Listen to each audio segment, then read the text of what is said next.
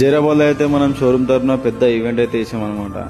Morning నుంచి కొంచెం weather బాగానే ఉండే, కానీ మేము పెట్టిన తర్వాత ఏందో తెలియదు కానీ ఒకటే అంత వర్షం పడుతూనే ఉంది. వర్షం పడితే పడిందో లేదు, వర్షం కన్నా కానీ మేమైతే సాయంత్రం దాకా అయితే వెయిట్ చేయాల్సిందే కంపల్సరీగా. మేము కూడా డిసైడ్ అయ్యాం సాయంత్రం వరకు ఎట్లయినా కానీ వర్షం అనగానే ఏమన్నా కానీ ఈవెంట్ ముగించుకుని పోవాలి, లేకపోతే మళ్ళీ పోస్ట్పోన్ అవుతుంది. ఈవెంట్ పోస్ట్పోన్ చేసింది అనుకో మళ్ళీ పొద్దున మార్నింగ్ మళ్ళీ ఇంత పెద్ద వర్షం పడితే మళ్ళీ దానికి ఏం చేయలేం. కాబట్టి ఇక ఇలా ఉన్నాం ఇలాగో సాయంత్రం వరకు ఉండిపోయామనే ఒక్కతోనే తినైతే కూర్చున్నాం అనమాట. గట్టిగా ఫిక్స్ అయినాక చేసేది ఏం లేక 4 గంటల దాకా అయితే కూర్చున్నాం.